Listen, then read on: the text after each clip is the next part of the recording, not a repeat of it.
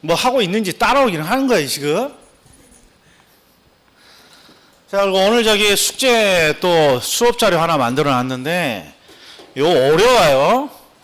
이게 틀린 지문들 고치는 게 쉽지 않을 거예요. 자꾸 좀 보는 연습을 좀 해주셔야 돼. 자, 그럼 우리가 여기까지 했단 말이에요. 여기까지. 그럼 이제 뭘 해야 되느냐? 나머지 두 개를 해야죠. 두 개를. 근데 그 중에 이제 기본 개념을 이제 하나씩 보자 이런 말이야. 그럼 어디로 가느냐? 제가 먼저 18페이지로 와봐요. 18페이지. 수요와 공급 모형. 자, 이 수요와 공급 이론은 이 수요와 공급 모형으로부터 출발하는 거니까 이 수요와 공급 모형이 뭔지는 어느 정도 알고 있어야 돼요. 이 내용 보세요. 86페이지부터 103페이지까지 이렇게 정리되어 있으니까 겁나게 많은 내용이에요. 그런데 이걸 압축하면 아주 심플해요. 일단 수요와 공급 모형은 이렇게 생긴 애예요. 이렇게 생긴 애를 수요와 공급 모형이라고 하는데 일단 이게 뭐냐 그러면 항상 요 수직의 짝대기하고 요 수평의 짝대기가 이렇게 끄으면 여기에 뭐가 만들어져요? 공간이 만들어지죠. 공간. 요 공간을 뭐라고 부르냐? 이게 시장 공간이라고 하는 거야. 이게 가상의 시장. 가상의 시장을 이렇게 수직과 수평의 짝대기로 이렇게 공간을 만들어요.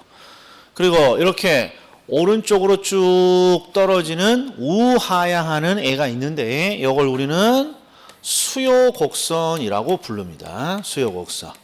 약자로는 D. 그리고 오른쪽으로 이렇게 상승하는 걸 공급 곡선이라고 불러요. 약자로는 S.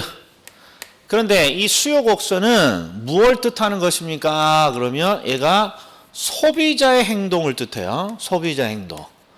얘는 공급자의 행동이고, 그러니까 이 수요와 공급 모형은 별게 없어요.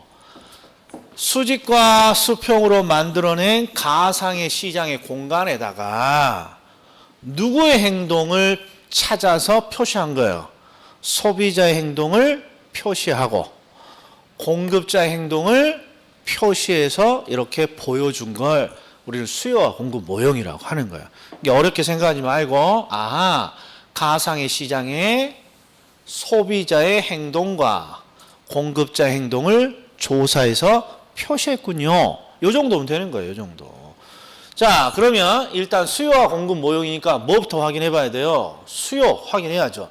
이 수요는 기억이 나실지 모르겠습니다만 시험에 아주 잘 나오는 기본 개념이에요. 기본 개념. 자, 일정 기간 동안 소비자들이 재화를 구매하고자 하는 욕구라고 되어 있는데 요놈이 포인트죠. 요놈이. 수요라는 건 무엇입니까? 그러면 소비하고는 다르다 이런 말이에요. 소비하고는 달라 약간. 소비는 실제 구입을 한 것을 의미해요. 우리가 소비했습니다. 그 물건을 하나 샀다 이런 거예요. 근데 여기는 이미 물건을 구매한 거예요. 앞으로 구매하고자 한다고 되어 있어요. 앞으로 구매를 하고자 하는 수량 이렇게 표시되어 있단 말이에요. 왜 이렇게 미래지향적인 개념입니까? 그러면 경제학은 무엇을 하고자 만든 학문입니까? 그러면 미래를 예측하고자 만든 학문이에요. 미래를. 그래서 미래지향적인 개념으로 되어 있어요. 그게 수요고. 그래서 수요는 소비자들이 재화나 서비스를 앞으로 몇 개를 구매하고자 합니까? 그 욕구 이렇게 된다 이러면. 욕구. 자, 그런데 이제 질문은 이런 거 있어요. 아주 제가 많이 받는 질문이에요. 한번 대답을 해보세요. 야, 수요라는 문구도 있고 수요량이라는 문구도 있는데 이 수요와 수요량은 같은 거니 다른 거니 이렇게 물어본단 말이에요. 이렇게. 그럼 같다고 해라 그랬어요? 다르다고 하라 그랬어요? 11월 달에 오신 분은. 요건 구별할 실익이 없다라고 했죠? 그냥 소비라고 하면 된다 했어요. 이게 무슨 뜻이냐? 경제학에서 수요는 소비자들이 재화를 얼마나 구매하고자 하느냐, 욕구, 그 욕구 자체를 말하는 거야. 근데 이 욕구라는 건 수치화가 불가능해요. 야, 너 비대면으로 이렇게 실시간으로 수업을 듣는 게 쉽니 어렵니? 그러면 아우 재미도 없고 쉽지 않아. 이렇게 표현을 하면 누군가가 물어요. 쉽지 않고 재미없는 정도를 뭔가 표현해봐. 그러면 막 하늘과 땅만큼, 뭐 지구만큼, 막 이런 식으로 표현이 되니까.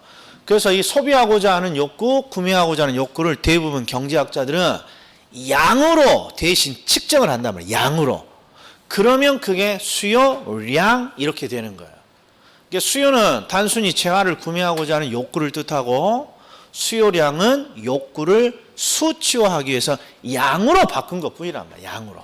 그러니까 수요와 수요량은 굳이 구별할 시력이 없어요. 요거 자체는 그냥 다 소비 또는 소비량 이렇게 우리 상식으로 번역을 하면 되는 거예요. 자, 그 다음에 두 번째. 그러면 양으로 뭔가 측정을 해요. 양으로 욕구가 아니라. 그래서 수요량은 어떻게 측정합니까? 라고 이렇게 또 물어보면 뭐라고 대답해요? 이 수요량이라는 건 소비자들이 재화를 얼마나 구매하고자 합니까? 라는 거니까 소비자의 행동을 조사하면 된다 이런 말이에요. 소비자 행동을. 그래서 소비자 행동을 어떻게 조사합니까? 그러면 시장 조사를 한다고 돼 있잖아요. 시장 조사. 이게 아주 중요한 포인트예요. 자, 경제학자가 시장에 나가요.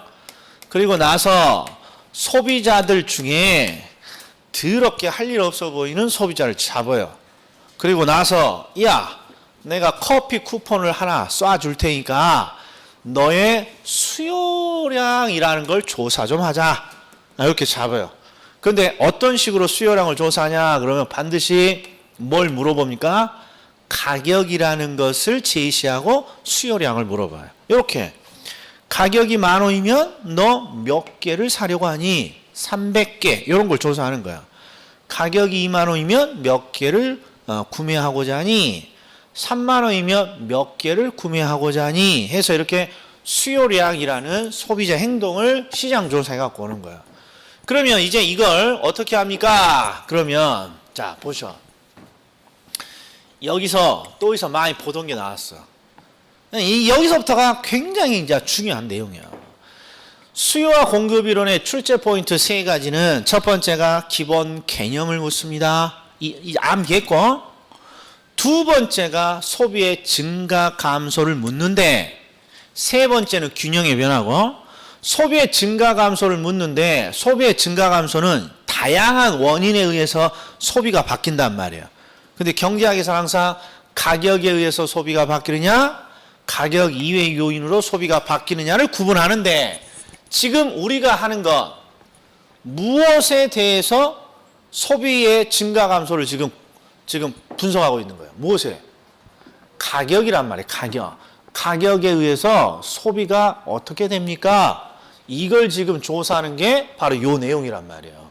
요걸 눈치를 채야 돼요.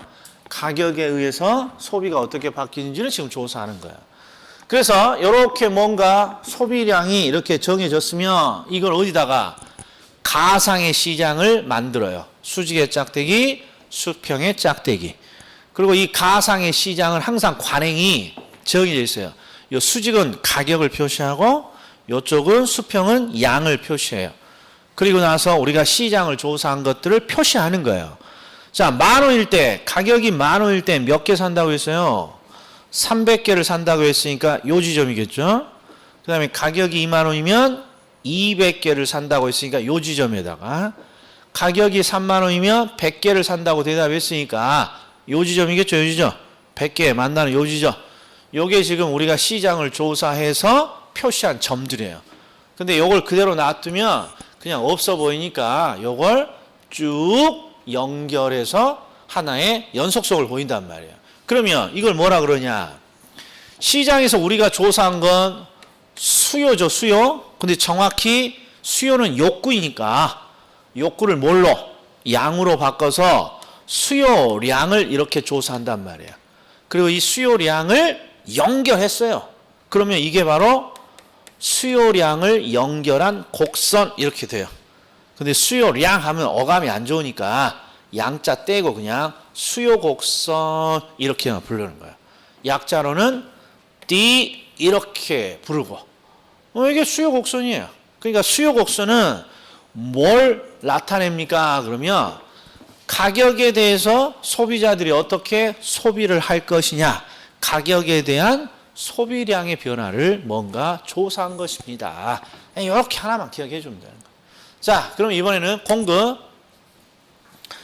자, 공급이 무엇입니까? 봤더니 일정 기간 생산자들이 재화를 판매하고자 하는 욕구입니다. 여기도 딱 보니까 이미 판매한 거예요? 앞으로 판매하고자 하는 거예요? 앞으로 판매를 하고자 하는 거죠. 이미 판매한 게 아니라. 그리고 욕구는 측정이 불가능하니까 수량으로 대신 측정을 하겠죠. 이걸 우리는 뭐라고 부르고? 공급량이라고 부른다 이런 말이에요. 그리고 이 공급량은 어떻게 조사하는 것입니까? 그러면 당연히 공급량은 공급자 행동이니까 누굴 조사하면 돼요? 이번에는 시장에 나가서 할 일이 없어 보이는 공급자를 이렇게 찾는단 말이에요. 그리고 가격이라는 걸 제시하고 공급하고자 하는 양을 이렇게 조사해 갖고 오는 거예요. 이렇게. 예. 그리고 이렇게 조사가 되면 요걸 또 가상의 시장에다가 표시하는 거예요. 자, 여기는 가격이 10,000원이면 100개를 공급하겠습니다 라고 대답한 거예요. 이렇게 해석을 해줘야 돼요. 그럼 10,000원이면 100개니까 여기고, 20,000원이면 200개니까 여기에 동그라미를 치고, 30,000원이면 300개라고 했으니까 여기에 이렇게 동그라미를 친다 이런 말이에요. 근데 이렇게 놔두면 겁나게 없어 보이니까 이걸 쭉 연결한다 그랬죠?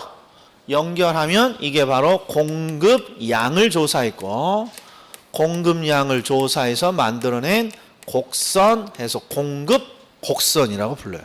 그리고 약자로는 S 이렇게 지금 적은 거죠. 그러니까 결국 공급 곡선이라는 것은 공급자의 행동을 조사한 건데, 정확히 말하면 어떤 행동? 가격에 대해서 공급량을 어떻게 변화시킵니까? 가격에 대한 공급량을 지금 조사하고 있는 거예요. 그래서 이 두 가지 조사 내용을 함께 이렇게 딱 가상의 시장에다가 동시에 표시를 하면, 우리는 이걸 뭐라고 부르기로 했다? 수요와 공급 모형입니다. 이렇게 부르기로 했다. 이런 거야. 수요와 공급 모형입니다.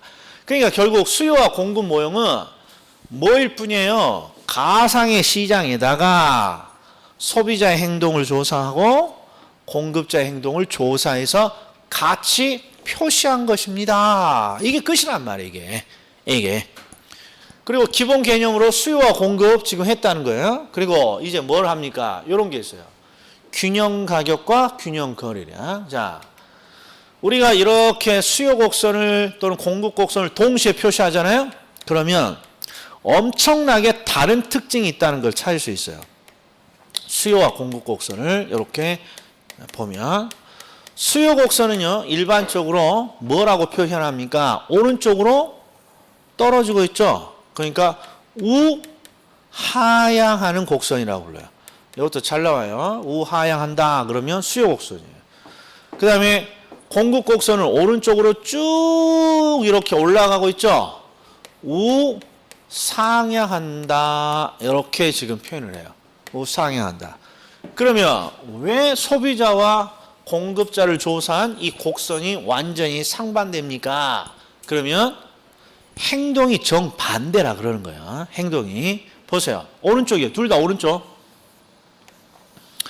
항상 오른쪽으로 뭔가 이동을 합니다. 그러면 항상 오른쪽은 양이 늘어나는 방향이에요. 양이 늘어나는 방향. 뭔가 오른쪽이라고 경제학에 적어져 있으면 양이 늘어나는 방향이에요. 왼쪽은 양이 줄어드는 방향이고. 자, 그래서 수요 곡선이 우하향하는 이유는요, 오른쪽으로 이동한다. 즉, 양이 언제 늘어납니까? 이런 거예요. 수요 곡선 항상 가격이 떨어질 때 소비자들이 땡큐 하면서 양을 늘리는 거잖아요. 이게 소비자 행동의 특징이. 그런데 공급자는요, 언제 오른쪽으로 이렇게 양을 늘립니까? 그러면 소비자하고는 반대예요. 가격이 올라야 공급자들은 땡큐 하는 거란 말이에요. 가격이 올라야. 왜? 가격이 오를수록 이윤이 많이 남으니까. 그래서 왜 이렇게 상반된 행동을 봅니까? 소비자는 가격이 떨어질 때 양을 늘린다는 거고, 이게 우하향한다 이런 형태가 나오는 이유가. 그리고 우상향은 공급자들은 가격이 올라야 이윤이 많이 남아서 땡큐 하면서 양을 늘린다 이런 뜻이 담겨 있다 이런 말이에요. 그리고 이렇게 두 가지를 동시에 딱 표시해 놓고 보니까 행동이 상반되더라도 뭔가 두 행동의 일치 지점이 있죠. 일치 지점. 요 교차 지점. 요걸 우리는 시장의 균형이라고 부르는 거예요. 여기에 균형이에요. 균형. 요 균형이 뜻하는 거 뭐냐? 소비자의 행동과 소비자의 행동이 소비자와 공급자 행동이 일치되는 지점이에요. 그리고 요 균형에서 요 가격을 찾으면 2만 원이라고 되어 있죠. 요걸 우리가 균형 가격이라고 부르고, 요 균형에서 양을 읽었더니 200개라고 되어 있어요. 요걸 우리는 균형 거래량이라고 부르는 거야. 그래서 시험에 잘 나옵니다. 균형 가격과 균형 거래량이 뭡니까? 그러면 수요 곡선과 공급 곡선이 일치되는 지점의 가격과 거래량을 말합니다. 수요와 공급이 일치되는 지점의 가격과 거래량입니다. 그러면 이제 이외에 이걸 균형이라고 합니까? 그러면 우리가 저울을 달아보면 된다 그랬어요. 자, 한번 볼게요.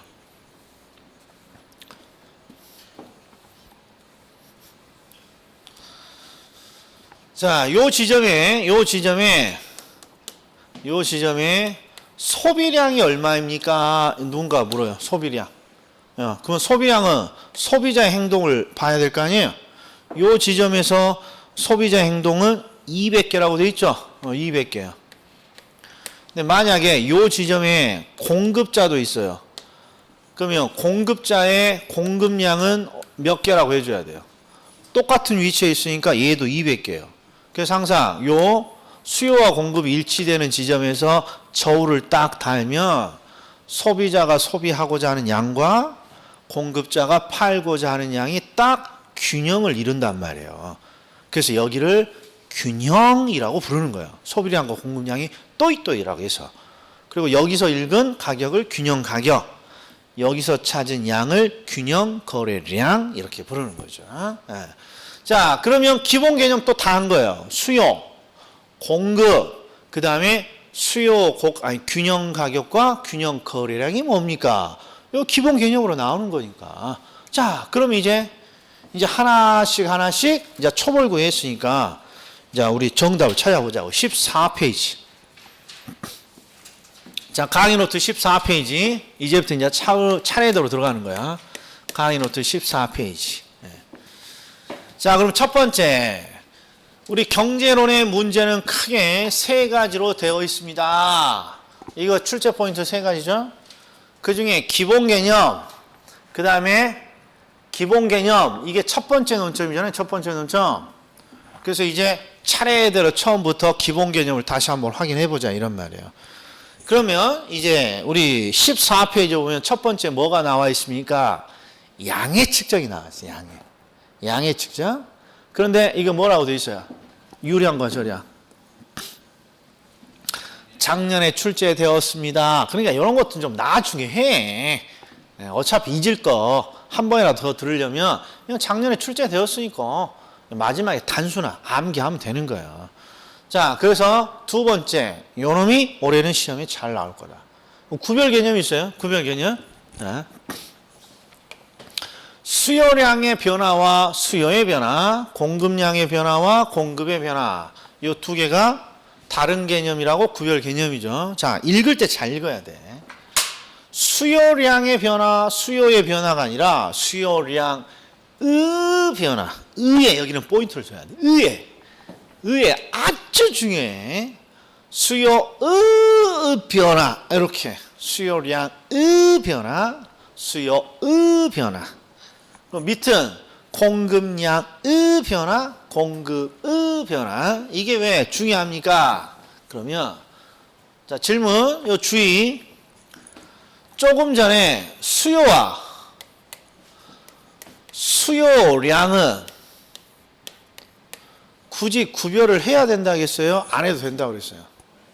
안 해도 돼요. 수요는 사고자 하는 욕구고 그걸 수치화하기 위해서 양으로 바뀐 게 수요량이에요. 그러니까 그냥 둘 다 소비량 뭐 상관없어요. 그냥 비슷한 개념이에요. 요건 구별 안 하는데 뭐는 구별해 줘야 됩니까? 뒤쪽에 뭐뭐스 변화라고 되어 있으면 얘는 구별해 줘야 돼요. 수요량의 변화와 수요의 변화는 구별해 줘야 된다 이런 말이에요. 수요와 수요량은 구별 안 해도 되지만 그럼 이걸 왜 구별해 줘야 됩니까? 그럼 이게 2번 논점이란 말이에요. 2번. 이거 주의. 수요와 수요량은 구별할 필요가 없지만 뭐는 구별해 줘야 된다? 수요량의 변화와 수요의 변화는 구별해 줘야 된다. 그럼 보셔. 자, 지금 둘 다 수요량이 변화했습니다 라고 되어 있네요. 둘 다 수요량이 변화했습니다 라고 되어 있어요. 그러면 그냥 우리가 수요량 이게 낯서니까 그냥 우리 상식대로 뭐가 바뀌었다고 하면 돼요. 소비량이 바뀌었어. 그냥 이렇게 번역하면 되는 거예요. 그런데 소비량의 변화는 수많은 원인에 의해서 나타나는데 여기는 또 뭐라고 되어 있어요?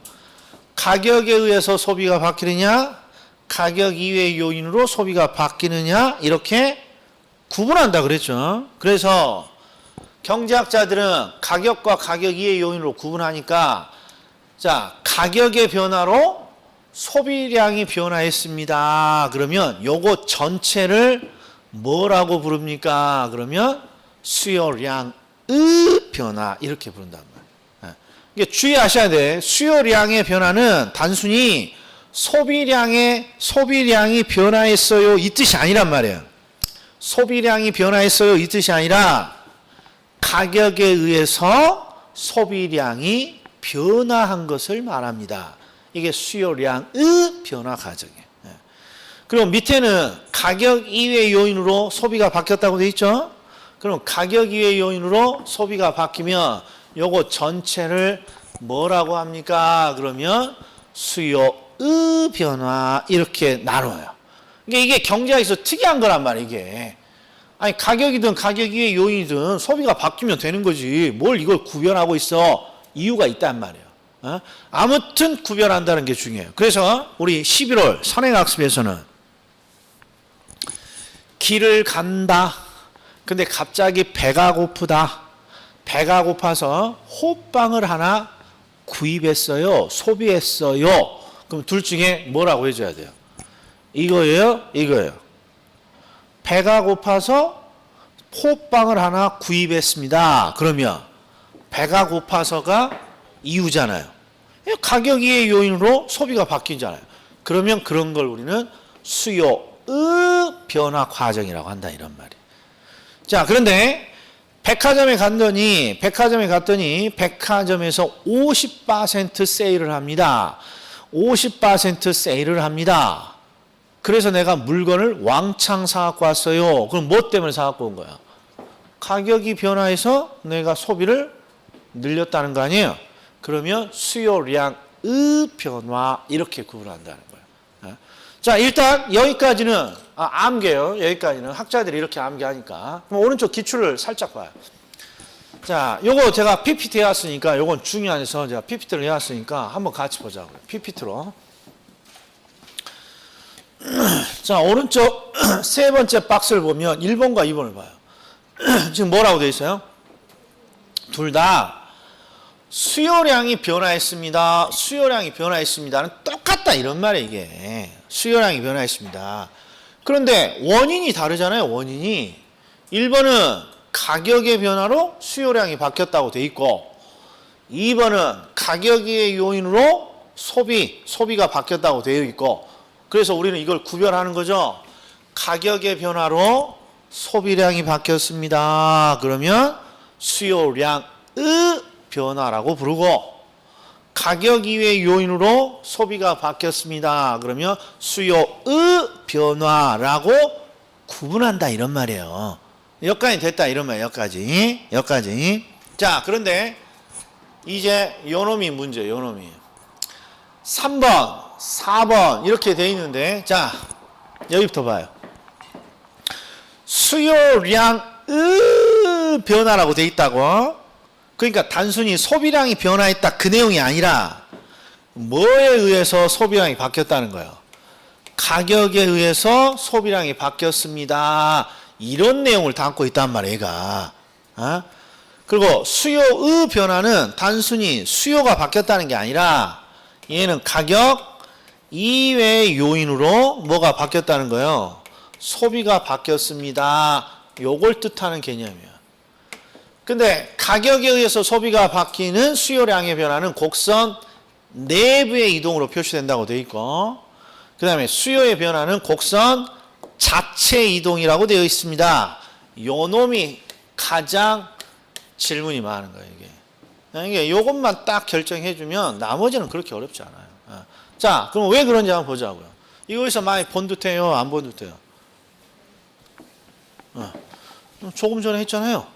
우리 수요와 공급 이론에서 자, 우리가 시장에서 소비자의 행동, 소비자를 통해서 소비량을 조사해요. 수요량. 그리고 이걸 가상의 시장에다 표시했죠. 10,000원이면 300개, 20,000원이면 200개, 30,000원이면 100개 이렇게 조사해서 표시를 하고 이걸 연결하면 이게 수요 곡선이잖아요. 자, 수요 곡선은 소비자의 행동을 나타내는 곡선이 맞죠? 그런데 뭐에 반응하는 소비자 행동이에요? 가격에 반응하는 소비자 행동이에요. 가격에 반응하는. 이걸 놓치면 안 된다고요. 이 수요 곡선은 가격에 의해서 소비가 어떻게 바뀌는지를 조사한 거란 말이에요. 자, 그러면 제가 이제 해보자고요. 자, 여기 현재 가격이 2만 원이라고 돼 있어요. 2만 원. 그럼 지금 2만 원대에서 소비자가 어디에 위치합니까? 소비자는 항상 요 수요 곡선이 소비자 행동 곡선이니까 2만 원대에 여기에 지금 딱 소비자가 위치하고 있는 거야. 그런 다음에 출제자가 뭘 물어봅니까? 그럼 이렇게 물어본다고. 최초의 2만 원에서 가격이 상승하면 어떻게 되고 가격이 하락하면 어떻게 됩니까? 그러면 결론을 알아. 아니, 가격이 상승하면 소비를 늘리겠어요? 줄이겠어요? 가격이 상승하면 노 땡큐 하면서 소비를 감소시키겠죠. 그리고 가격이 하락하면 땡큐 하면서 소비를 늘릴 거고 요 결론은 아는데 자 중요한 거 여기 있습니다. 지금 요 200개 있을 때요. 소비자가 항상 오른쪽으로 이동을 하잖아요. 오른쪽. 그럼 무조건 양이 늘어나는 거야. 이게 뭔가 소비를 늘리는 행동이에요. 그리고 여기서 소비자가 왼쪽으로 이동을 하게 되면 무조건 소비자가 왼쪽으로 이동하면 소비가 줄어든다 이런 뜻이에요. 왜? 이쪽으로 가면 양이 늘고 이쪽으로 가면 양이 줄어드니까. 그러니까 요거부터 해보죠. 요거부터. 가격이 상승하면 우리는 직감적으로 알고 있어요. 노 땡큐로 소비가 감소한다는 거. 그러면 항상 어느 쪽으로?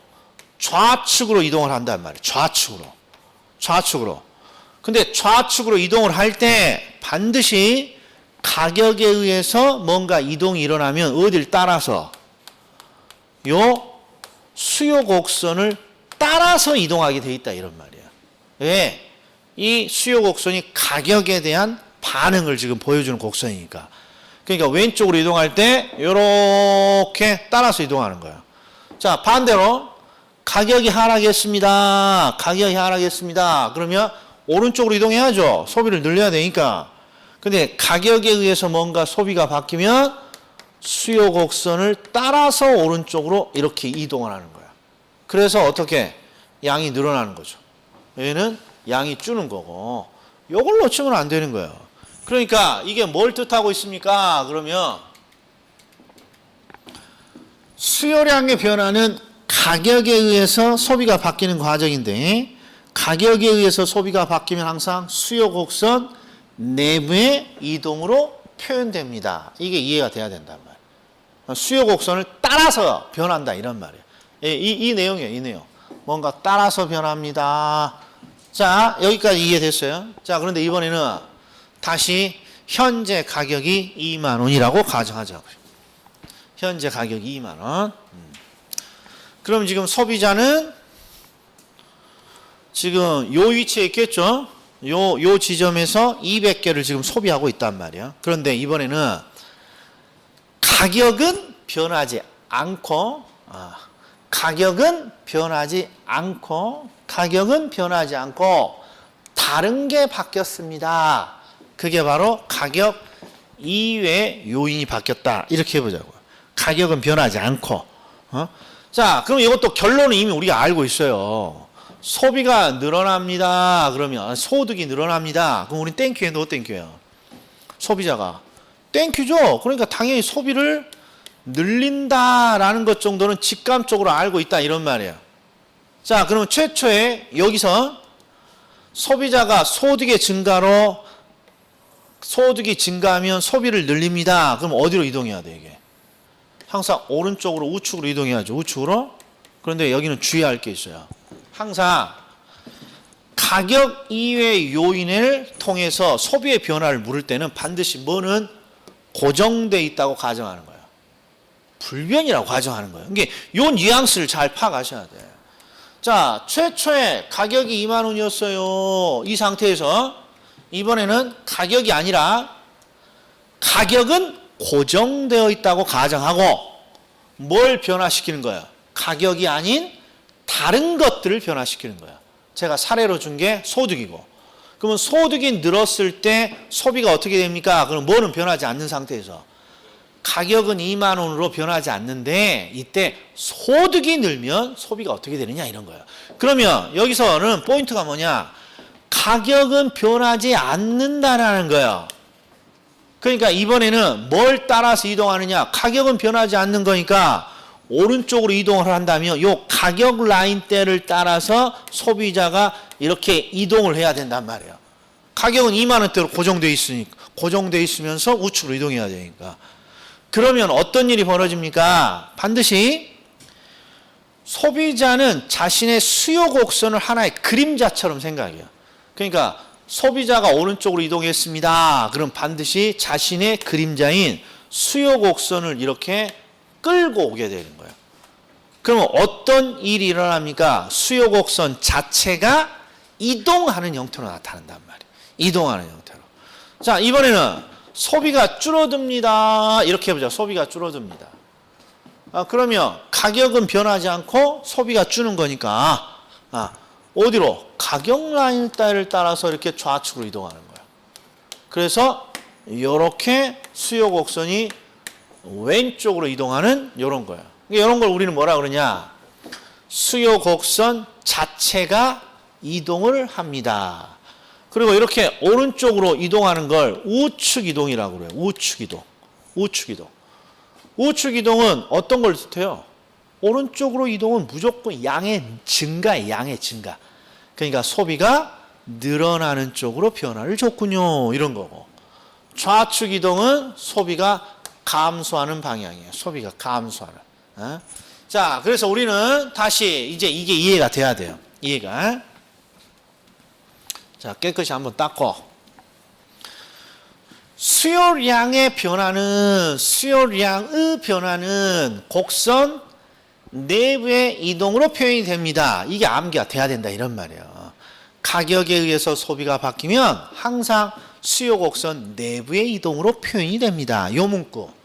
그 다음에 수요의 변화는 가격 이외의 요인으로 소비가 바뀌는 거죠. 가격 이외의 요인은 항상 가격은 불변이라는 뜻이에요. 가격은. 그러니까 가격 라인대에서 소비자가 곡선을 끌고 다니면서 이동을 한단 말이에요. 그래서 항상 가격 이외의 요인으로 소비가 바뀌는 수요의 변화는 수요 곡선 자체의 이동으로 표현이 됩니다. 자, 확실히 이해했다? 이런 거 이제 3월, 4월 달에는 짧게 하고 넘어갈 거란 말이에요. 반드시 이해를 해줘야 돼요, 여기는. 지금까지는 이해가 중요해요. 이해가. 암기해야 됩니다. 그럼 제가 뭔가 암기를 해놓는다고. 근데 지금은 이해가 중요하단 말이에요. 자, 그럼 첫 번째 암기. 자, 암기 보자. 14페이지 밑에 보면 구별 개념. 얘는 올해 나오기 유력하다 그랬어요. 첫 번째가 수요량의 변화와 수요의 변화는 구별해야 될 개념이다.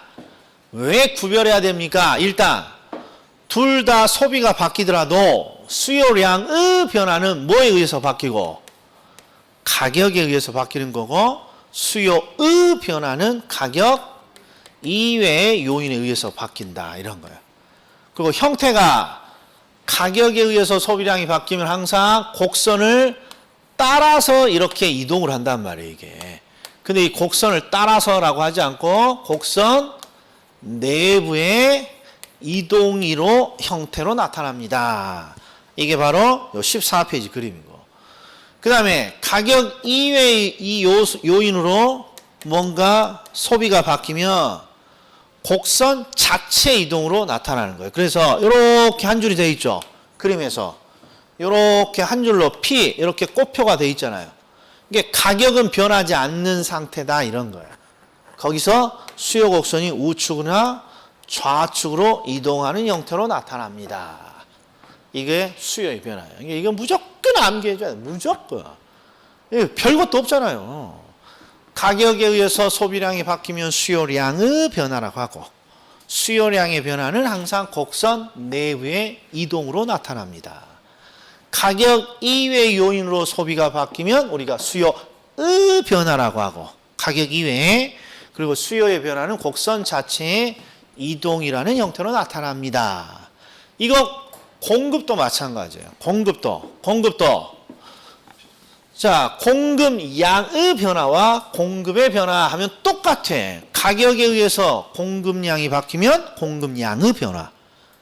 여기는 가격 이외의 요인이면 공급의 변화. 그리고 똑같으니까 그래프도 안 그려놨잖아요. 내용만 알면 되는 거니까. 자, 공급량의 변화는 곡선 내부의 이동이고, 그 다음에 공급의 변화는 곡선 자체의 이동입니다. 그래서 지금 이게 두 번째 암기잖아요. 두 번째. 예. 자, 그냥 하나 더 있어요. 하나를 넘겨보세요. 16페이지.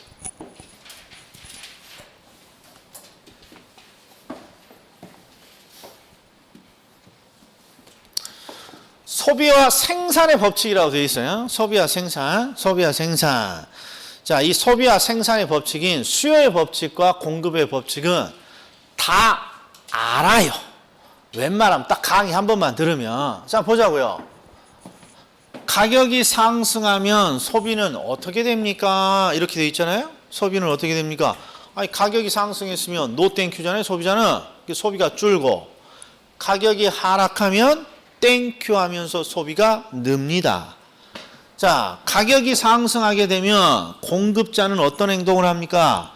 가격이 상승하면 공급자는 땡큐예요.